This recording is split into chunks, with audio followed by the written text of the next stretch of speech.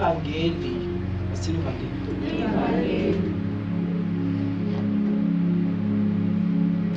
meliqala nje umthethwalo ivangeli nje inature yalo ivangeli melifika kumuntu kuba khona i-transformation, kuba khona ukuguquka, kuba khona into eyenzakalayo uma kufike lona. Not everyone who says Lord, Lord. So you can say Jesus, but not everyone can say Jesus. No, ivangeli ke kufanele liqale liphilwe ungakalikhuluma. Uma walikhuluma kanti alikakusebenzi uzolihlaza.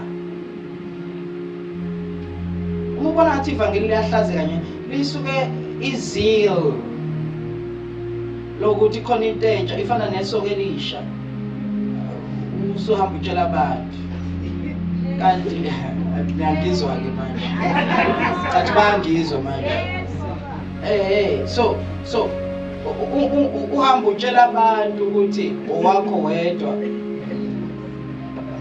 kanti ukusawu 2 days nje lisakhuluma kushaya ama-hour.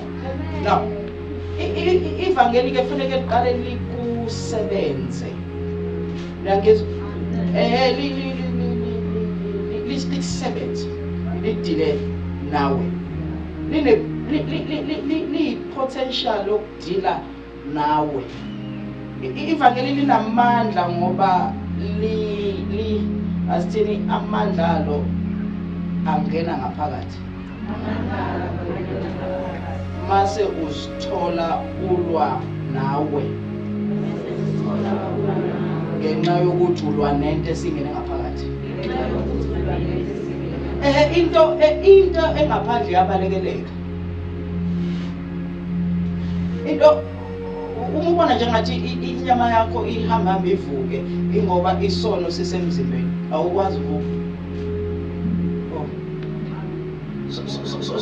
So ivangeli ke melingena ngaphakathi uzithola ulwa nawe. Ingakho kumfundo Romans chapter number 7 uthi umpostoli Paul ngisithola ngenza lokho engafuni ukwenza. Kusho ukuthi sokhona into engaphakathi kuye esimtshela ukuthi lokho kwenza ku-wrong.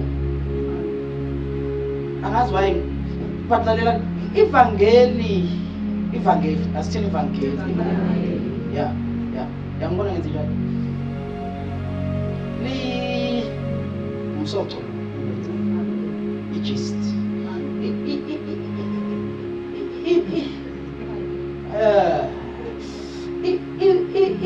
ivangeli lifike lixabanise nawe. Mase lixabanisa nezinto zakho, mase liphinde lixabanise nabantu bakho. Bayangizwa ukuthi ngithini? Yeah. Ngisho ivangeli. Ivangeli ke akufanele ukhulume kanti alikakusebenzi ngoba uzosuka ukhulume kakhulu mase ekuhambeni kwesikhathi uyahluleka. Akuhluleki lona, wena ohlulekayo. Ngiyakhumbula labafundi abathi no lento osifundisa yona Jesu inzima kakhulu. I think uJohn 14 lo uJohn ba uJohn 6 yes uJohn 6 bathi ke ngeke siphuze igazi lakho sidla inyama yakho. Lento now abamhlulanga uJesu bahlulwa. So ivangeli ke linakho lokho ukuthi uma ungafuni likuhlule uyaduka.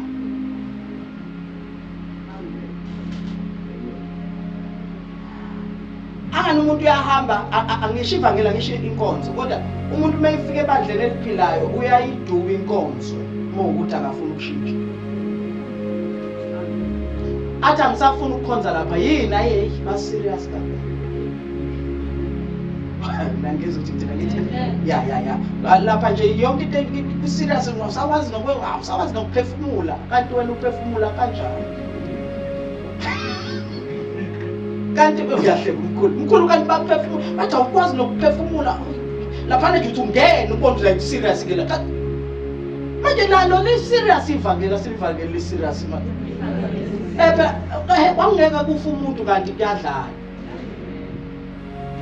Ngiyangizwa ngithi ngithini bazalwane. Yeah, so manje kufanele ke ivangeli ke mesilithola ngiyazi liyas excite kodwa asike silivumele lisebenze ukuze singaliphoqi. Mase lisebenzileke sesine shock ukuthi lisebenzile mase siyalikhuluma. Mase silikhuluma ngoba sesilenza. Amen. Nangizwa liqale lisebenze mase siyalenza mase siyalikhuluma. Singalikhuluma singakalenzi. Mase siqede ukulikhuluma ke imphumela ukuthi lo umnikazi walo uyafakaza. Kusho ukuthi ke ogulayo kumele aphile.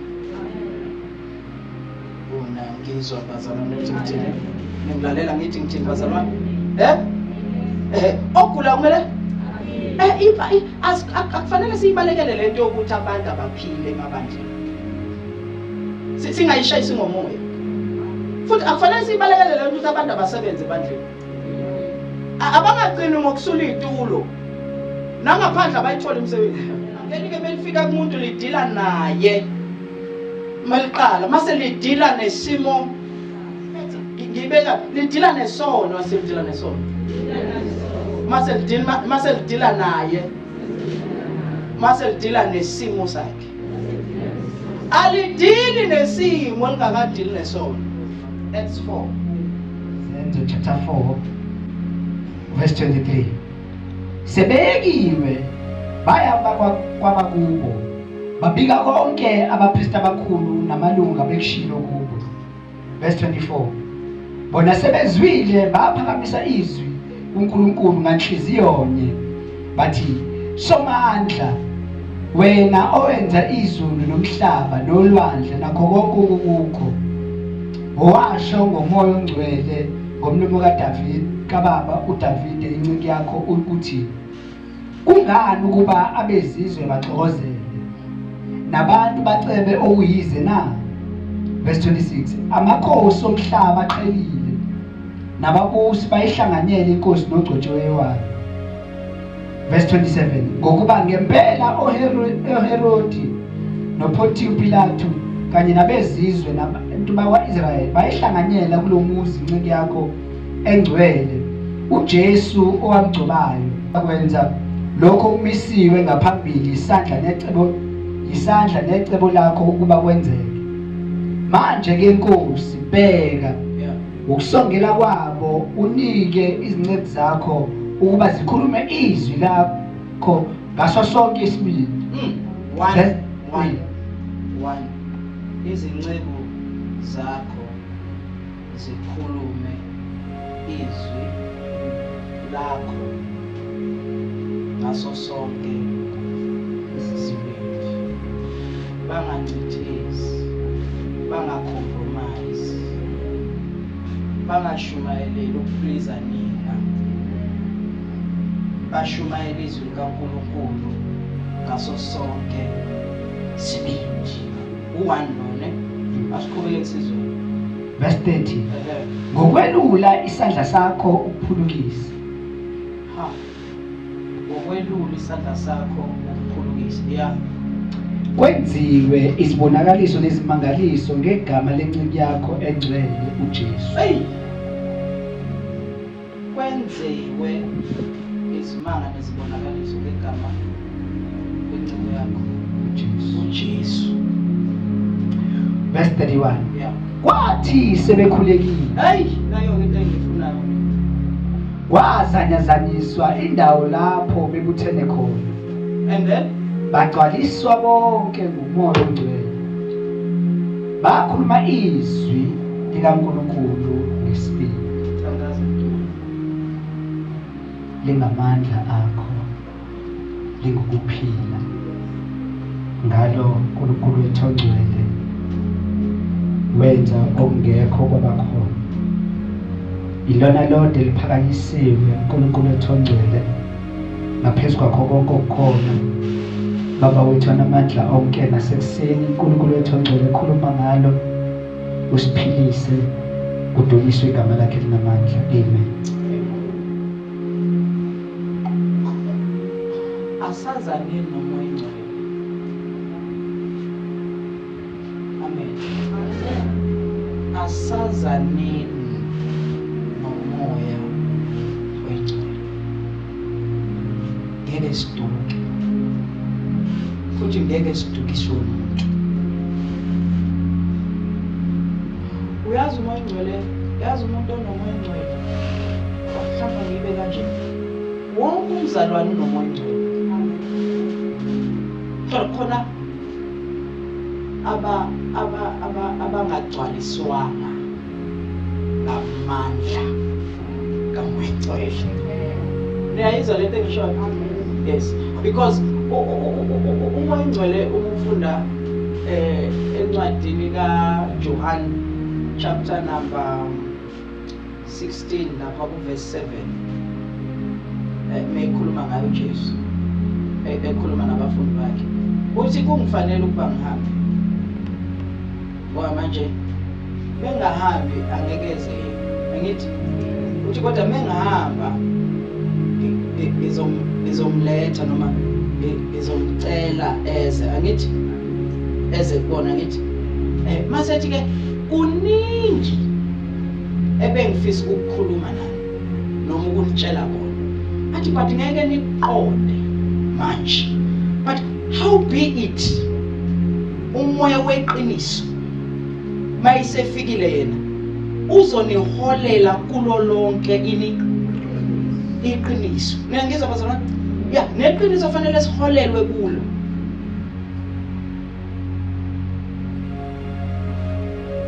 Kufanele siholelwe eqinisweni. Now, umoya ongcwele uma isefikile into azoyenza number 1 umoya ongcwele is to convict izwe of sin. What is conviction? In conviction ngesiZulu ukuguqula. Okay, ukuguqula ke inhliziyo yakho akutshela ukuthi uyisona esingakanani. Awukwazi ukutshela ukuthi ngiyisoni mina ngingakaze ngone futhi ngingakaze ngibone mase ngiyakukholwa. Umsebenzi kamoya ongcwele lo osho ukuthi noma athiwa ukaze wone umuntu akwazi ubulale umuntu ulungile kodwa athi awulunganga. Ngoba wazalwa owesifazane nowesilisa nje awulunganga. Linama ngithi bazalwane. Now umoya ongcwele ke convicts the world of sin. Aphinde futhi alitshele noma asitshele of God's righteousness ngokulunga kaNkulunkulu. Aphinde futhi asitshele the coming judgment. 3 things that a believer must be aware of. Ukuthi number 1, conviction of sin. Number 2, uThixo ulungile. Number 3, iyeza mhlawumbe. Noma ungabukeka manje yabo manje ngathi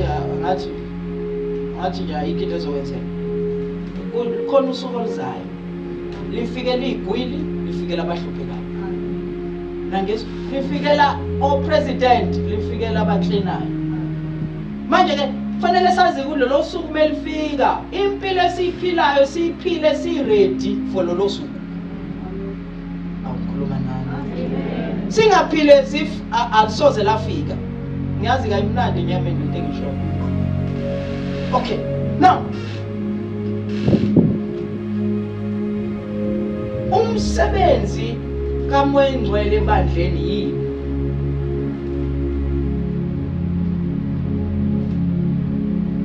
number 1 ukusenza sibe umndeni. A church is a family. Unity, love, nokubekezelelana. Niyabekezelelana emndenini. Usisi wakho manje nje usebenzisa iweave yakho.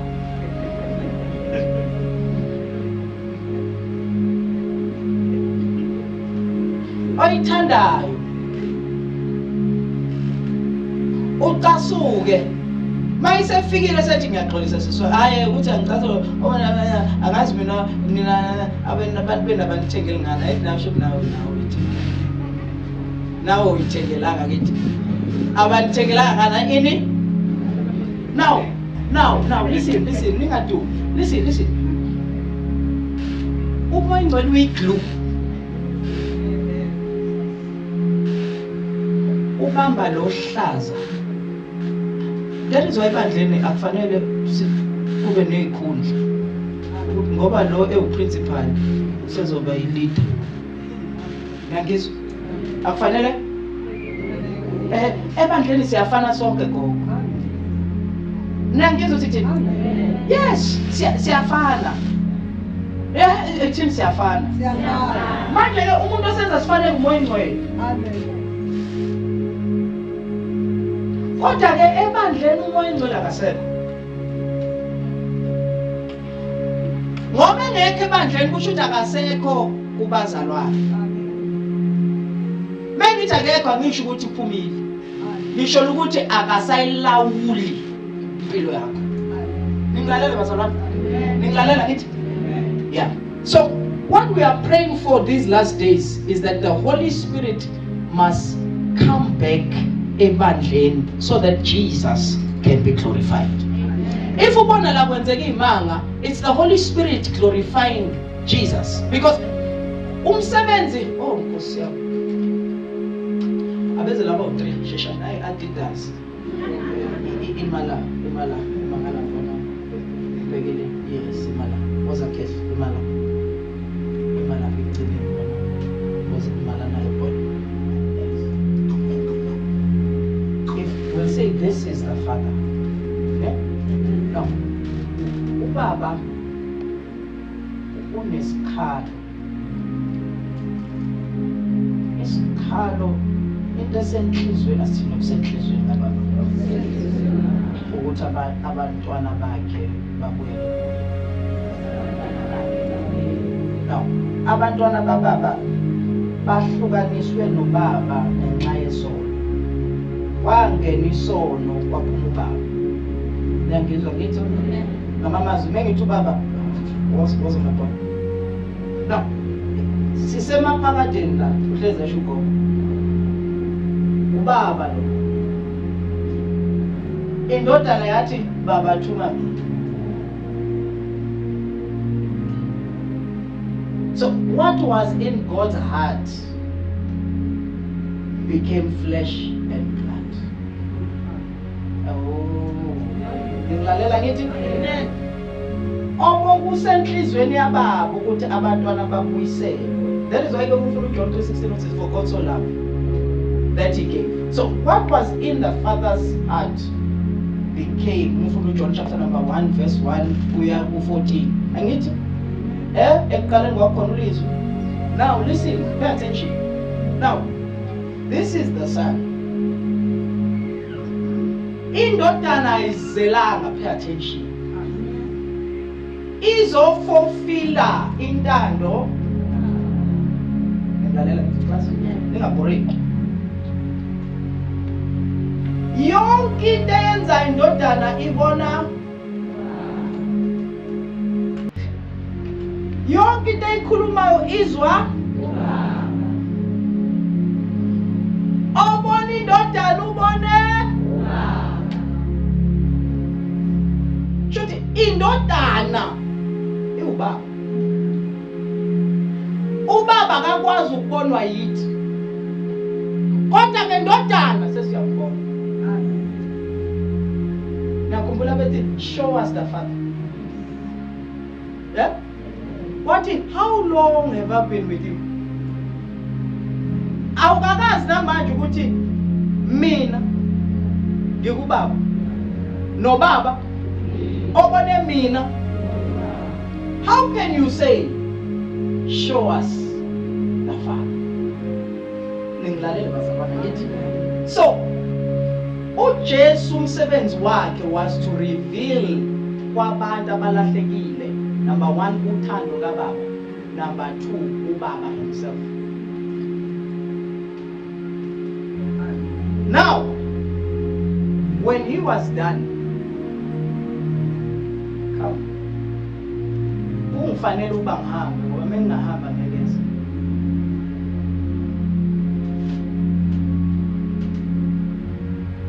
This one now is Jesus Unlimited.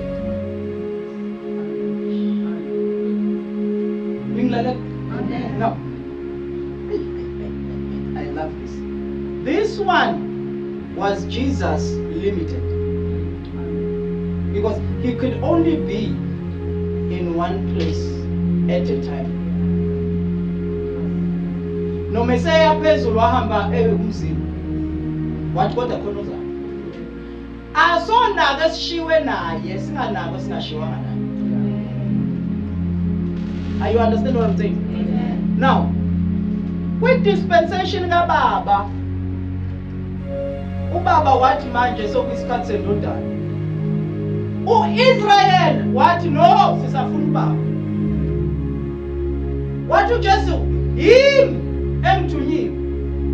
Okholwa yimi unokuphila okuphaka kwathiwa awume wena uyindodana yombazi, sifuna thina sazi uNkulunkulu kaMose, sifuna thina uBaba. uBaba wabashiya nendodana, bona bafuna uBaba. Class, pay attention now. This is for higher grade. Inkinga esinayo ke manje with dispensation, usehambile uJesu, sifuna yena. Uthi mangicela no, funani mina, yimi engizonisa kuye. Sithi hayi asimfuni mangicela, sifuna uJesu uqobo. Uthi uJesu nginishiya naye, sithi Jesus, akekho uJesu ngaphandle kwakhe.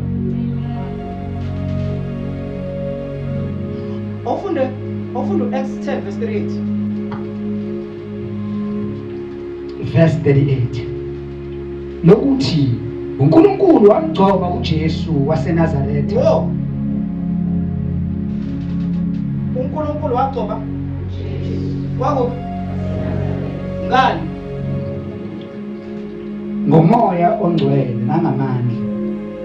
Wahamba enza umusa, ephulukisa bonke abasesemandleni kaSathane. Ngobani? Ngokuba uNkulunkulu wayenaye. Ngobani?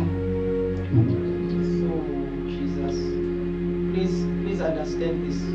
Angeke ngisaphinde, ngeke ngisakwazi ukusiza.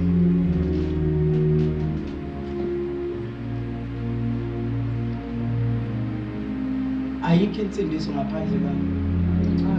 Ayikho. Ngoba awukwazi ukuya kuJesu ngaphandle kwami. Uye okusegazini, uye okusegazini, so that you can be accepted by the Father. Awukwazi ukuziyela. I am made to Jesus. I am the way, the truth, and the Father, and the life.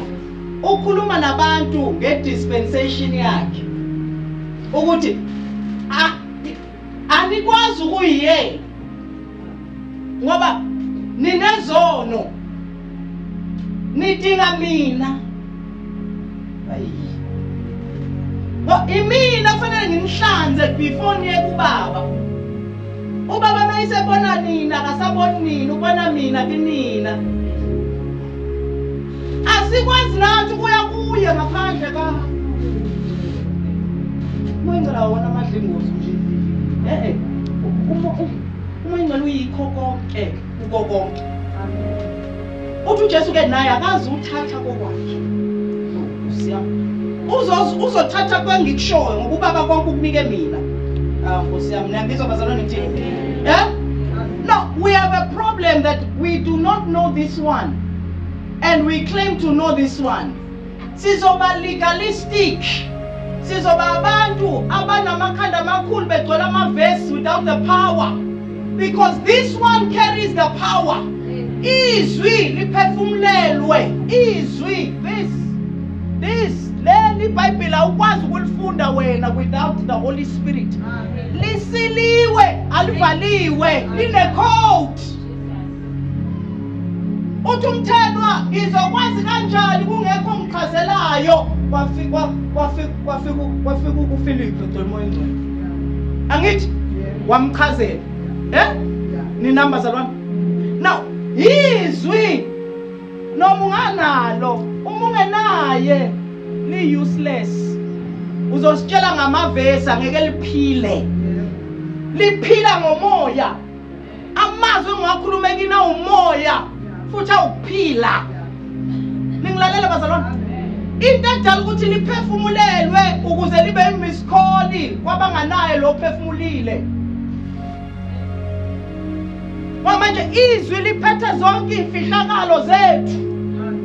Liphethe ama secret codes ethu. Liphethe nokuthi sizogcine laphi. Manje melisezandleni zaSathane sisenkingeni eliqonda. Hayi manani. Manje umoya ingcwele uyamphambanisa uthi ashona le beshona le. Ingakho ke lithi kuba wayazi. Umuntu ophethe lonke ulwazi is the Holy Spirit.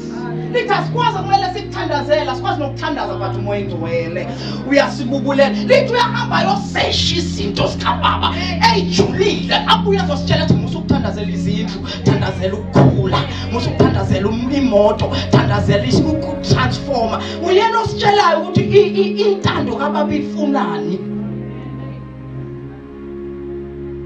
And uye lo esimziba. Siyamziba. Ebazalwane, without umoya ingcwele you are nothing. Umoya ingcwele akuyena nje ukukhala. Umoya ingcwele nokukushintshisa i-direction athi ungaphumi ngala phuma ngala. Bazalwane ngilalela ukuthi ngithini? Izinto engiyikhuluma la zenzeke is because zishiwo umoya, ishiwe yimina. I don't have the power. Uthi uJesu keme ikhuluma nabaFarisi uthi nihlolisise izibhalo ngoba kuzona ngicathi ngizothola ukuphila. Uthi anazini ukuthi izibhalo zipointa mina. Kusho ukuthi mawufunda izwi ngithini manje? Uthi ngizona. Mawufunda izwi, izwi alidalelwanga ukushunyayelwa more than ukuphilwa. The first assignment yezwi ukuthi ulenze uliphile then usungalushumayela ke. Kodwa sishumayela too much into esingayiphili. Umuntu meke wazi iBhayibheli usebona ukuthi usengaba phambi kwabantu ashumayele. Listen bazalwane, iBhayibheli fanele lithi thina siyincwadi efundeka. We are a living epistle. Siyincwadi efundwa abantu bonke. Abantu lebesibuka ngisho umuntu enqene ukufunda iBhayibheli alihalele because ubuka indlela esiphila ngayo. But lento le izodalwa ubani? Umoya oyingcwele. Musana umziba uyakhala uthi niyamziba. He's a person. Akayena umoya. Umoya ngoba uphila ezweni likamoya kodwa umuntu. Njengoba nawe umusuka moya uzoba umoya. Ingakho lithi iBhayibheli ke asiphile kuphi? Kumoya. Kodwa nakho uyaphila. Kodwa lithi phila kumoya, kodwa uyi-flesh and blood, kodwa lithi phila kumoya. Noma umoya akusho ukuthi akayena umuntu. Unama person, he can be grieved. He can be grieved. Umuqhakazela uyazwela. Ma kuwena umsisi kuyisitha kwamandla. Hey. Ngithi uma uhlulwa inyama umsisi uyakwazi ukuvala wonke amavalve enyama yakho. Awavale wonke amavalve. Kuba ngathi ayikho inyama ikhona. Laba yobekhala khona bethi inkosi wenze njani kanje uwavalile amavalve. Umsisi umoya ubhale exam uthi uMangcola ngazi lutho. Umoya kwi-interview uthi uMangcola ngazi lutho. Ngicela ungilekelele. Kodwa ungagcini lapho noma uvuke ekuseni. Good morning Holy Spirit. Good morning Spirit of God. Good morning. Ningagcini ngokuwa. Nibe nomoya ukuwa. Nizowana lapha ningawukhona. Ninomoya wokuwa. Niyangizwa ukuthi ngithini?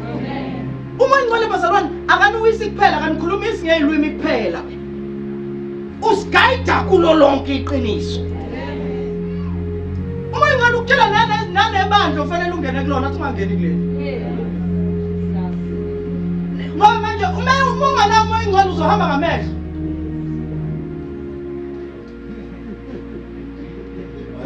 Akekho uma ngicela nje. Do you know ukuthi kusisodwa isona esingaxoleleki? It's the blasphemy of the spirit. Yazini leyo nto ukuthi umoya ngcwele esebenza uthawu. Kuthiwa loso sono ke sine eternal judgment or condemnation or bangakanani abantu abazoba senkingeni befika kubaba ngalesikhathi bethi akuyena umoya ngcwele uhuye. That is why mawubona into ongayi understand thula. But umoya ngcwele is beyond us. Ayikho imkhuba ebandleni ikhona igcwele. But why don't you go to the Holy Spirit? Lord, is it you? Ingoba sizwa we are deaf spiritual. Number one, if you want to hear God, yonke focus yakho must be on Jesus. Don't have your own ulterior motives ukuthi uJesu mengasanginika umsebenzi uzoduka ke uzodla izinto engadliwe in the name of Jesus. Kanti sonke masibheke kuJesu wathi ngithi bhekane kuJesu enkumbulile nophiwa amandla Nkosi yami o Jesu nathi ngomoya lalela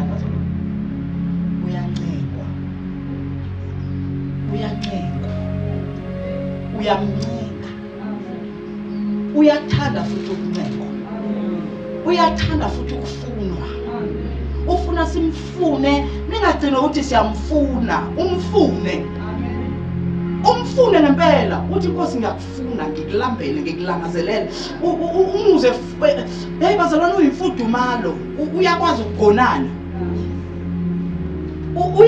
ukugonana asiyeke lezinto zasebabandleni lezi sithi umhlobo ongashiyana masephunywe sifane nokuthi besemncwabeni ubona abantu emncwabeni sanganeka sisi sikhona kokudingayo sikhona ngoba bathi wahliphi abasekho manje nathi kunezinto esizazi esizisha enkonzweni ngoba senkonzweni nonke kwaphunywa hliphi umhlobo ongashiyani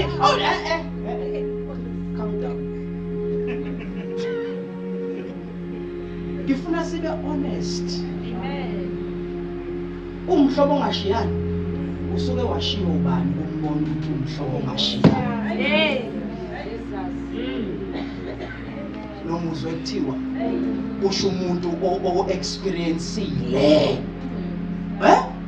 Uke walala e-ICU. Ewadini ebusuku ngo-12.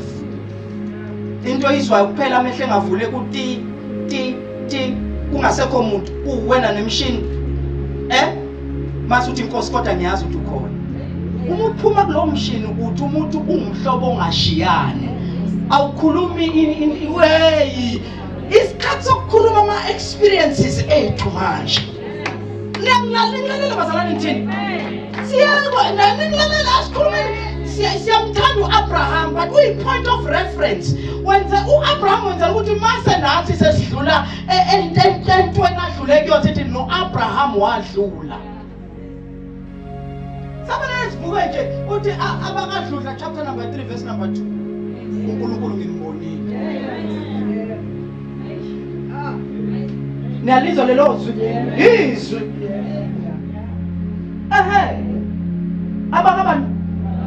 Abakadluhla. No, angakinga no David namahubo ngiyawathanda. I am inspire. Noma ngihambe phansi esigodini sothunja angiyokwesaba ngoba wena Jehova nami. Kodwa awuzulizwa. Ungakahambi. Aliyenzi sense. Aliyenzi sense. And umusu uhamba khona awuzulizwa still. Uzolizwa umusu uphumile. Uthi ngiyam understand uDavid wayithi.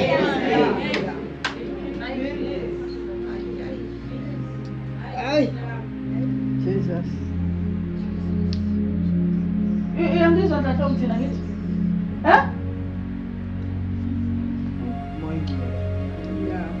The Holy Spirit. Ungibona ngimile ngimncane nje.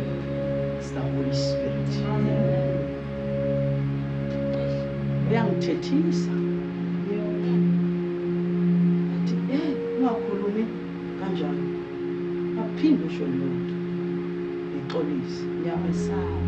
Ubona abazalwane bengamsaba uNkulunkulu. There's no Holy Spirit. Ebazalwane. Ningilalela.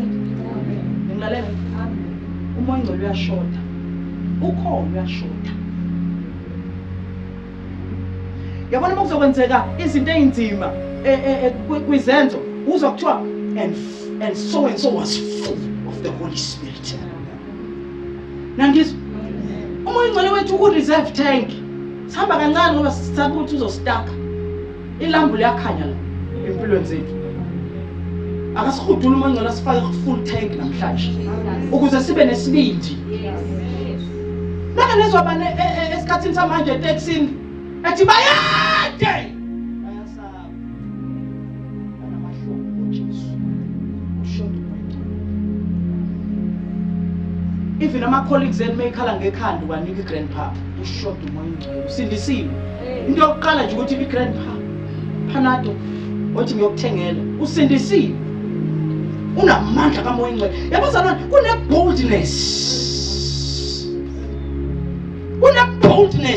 unomoya ingcwele okukhulume uzwe ukuthi akusemina. Khona ungigibele manje. Niyangizwa bazalwane? Kwesisikhathi udinwe uzwe ukuthi ayi ungadinwa kangaka akuwena udiniwe.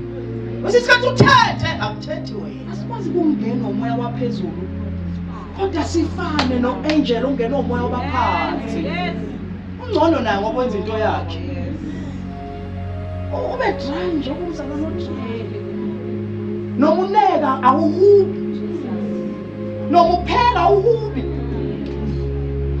Umzalwane uhuba nje ukuthi awubaze bacula le cule ngithanda ujoin ichoir. Umzalwane ojoinayo. Umzalwane uhleze tshelwa nje ukuthi wena uNkulunkulu uzokwenza ukuthi ayikho confirmation. Babuya confirm. Shoda.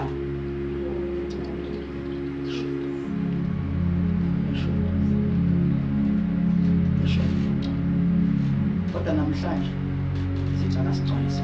Let's stand. I want us to cry today. Moya ingcwele fill us again. I believe.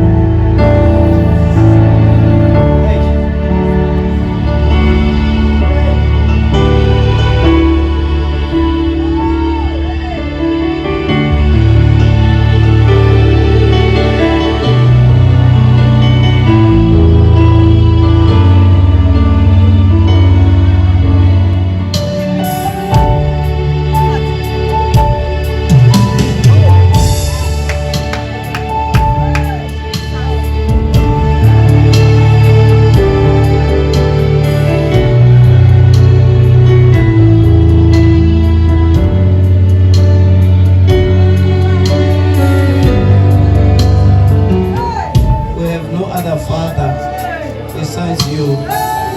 Sidalwe uwe. Siphuma kuwe. Thank you. Thank you, Lord. Thank you, Lord. Thank you, Lord. Thank you, Lord. Thank you, Lord. Help them, help them. The Spirit of God is here. Jesus. Oh, Lord, we are your children. We are your children.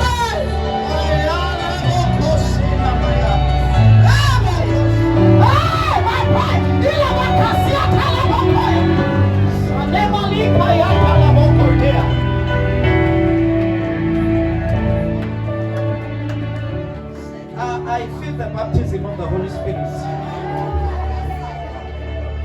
He's here, he's here, he's here, he's here, he's here, he's here, he's here, he's here.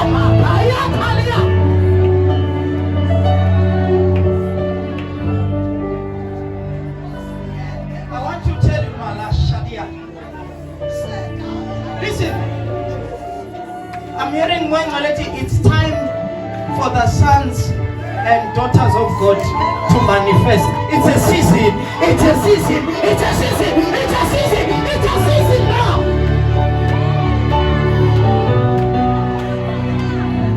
Listen.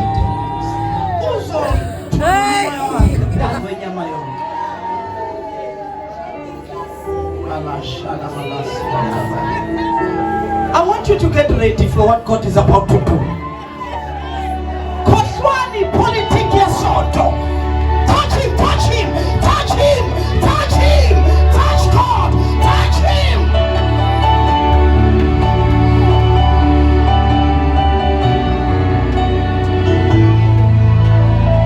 Let me tell you something. When God sent me like Konobia, wathi kamalam selidicilelwe phansi ebandleni. What I'm sending you, I want you to restore the dignity of my name. What the Holy Spirit will go with you as you go and do this work. The Spirit of God will accompany you.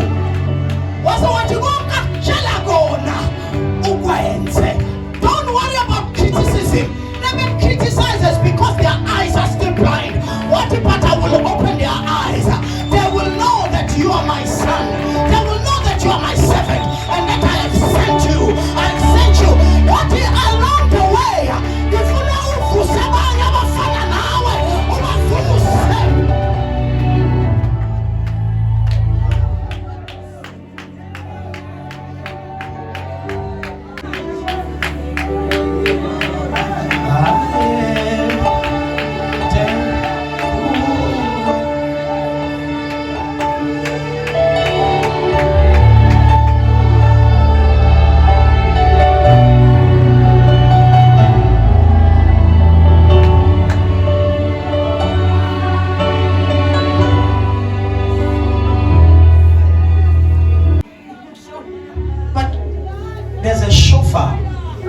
there's a sound I'm hearing in the spirit. This is the shofar. Ile shofar ya Shaul Gideon. Le shofar ya Shaul Gideon. Ugideon akayanga ukuyobheka amabuthi. Lithuma kaNkulunkulu wangena kuGideon. uGideon wathatha ishofar. Wayifutha kanye wathi bo! Kwasuka abantu. Awuyifuthe tha. Futhe tha. Konke ezokwenzeka kuwe futhe tha futhe. Futhe. Alashema kasia kata. Futhe tha. Futhe tha.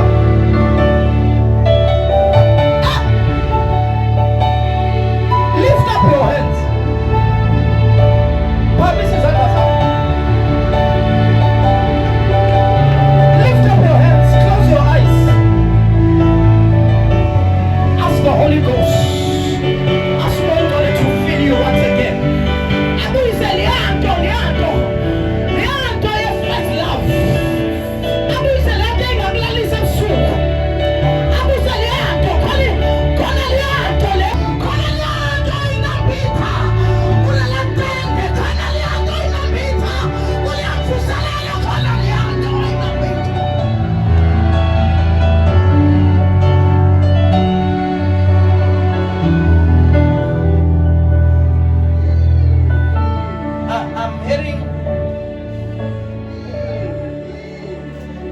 saying that I'm raising my children. I'm raising them.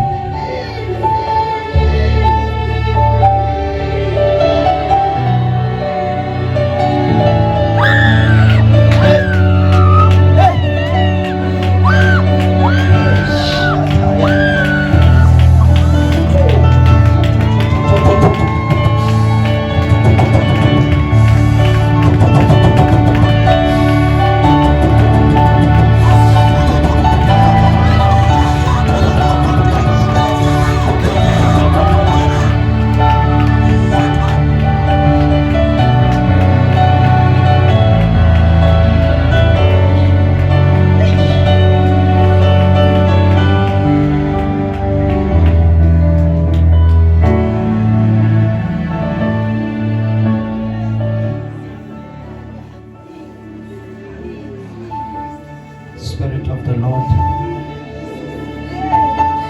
Namba Nkosi. Lo kulambele ungamdluli. Kule season lo kulambele ngempela ungamdluli Nkosi. Lo kufunayo Nkosi. Ngenhliziyo yonke yakhe ngathi ngakuthola Nkosi. Naba abazange emhlanganweni, abazange stokfeleni, abazange esontweni, beze kuwe, beze kuwe, beze kuwe.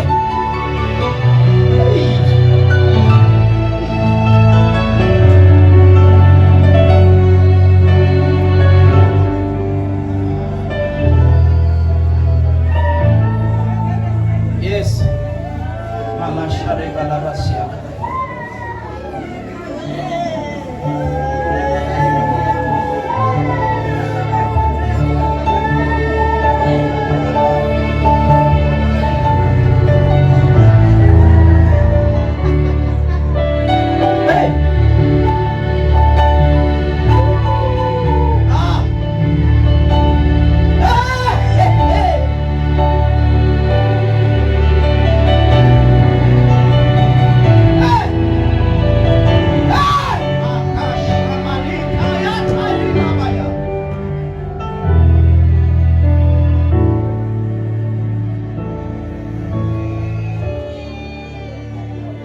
I want to speak to every spirit that has been blocking you under the sound of my voice. Yonke moya that has prevented you from doing the will of God. I will count to 3. 1. Makashate palia kapaya. Rabakosete lebokote. 2. Abba mayanta. Leave them. 3. Bring them out. Bring them out. There's fire falling on people that the enemy has captured. Hey! Bring them out. Those people.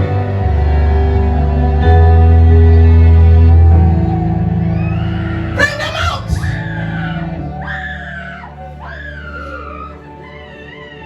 Bring them out. Bring them out. There's more. There's more. I just felt the angel of deliverance.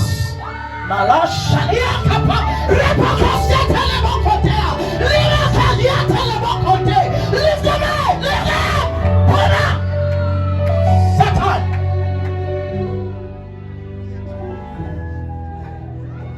There's more. Wherever they are, I'm counting to 3 again. Bring them in. Bring them in. Bring them in the front. 1. They are angels of deliverance here. 2. 3. Yes. Yes. You can't hide. Bring them out. Bring them out. Bring them out. There's more.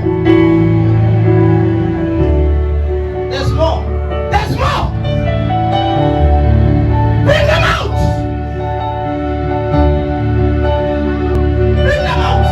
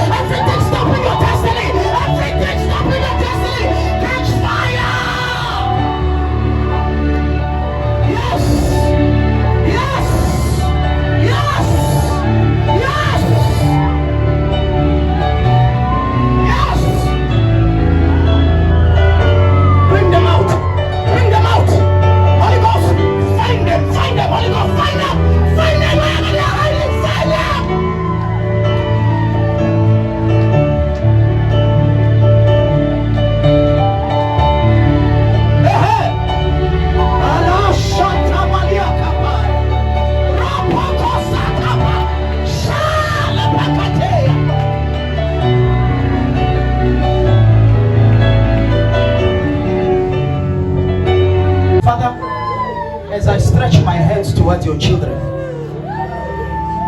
Yonke moya, my God. I still see demons here. I still see demons here. I still see them. I still see them. I still see them. I still see them. I still see them. I still see them. Oh my shali kapayata lavikoya. Out. Noke la pambi. Out. Out. Out. Out.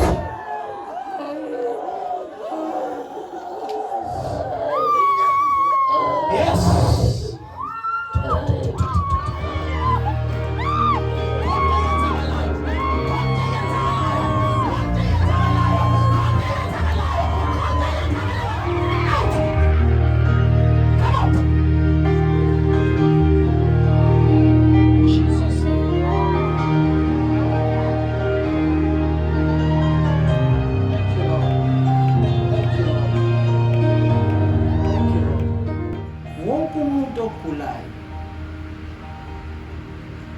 When they watch this video, they must touch la buhlungu khona. As Bethinda, the angel of God is also touching la abagula khona. And the Holy Spirit, in the name of Jesus, will heal them. Amen. I say be healed in the name of Jesus. Amen. Be healed in the name of Jesus. Be delivered in the name of Jesus.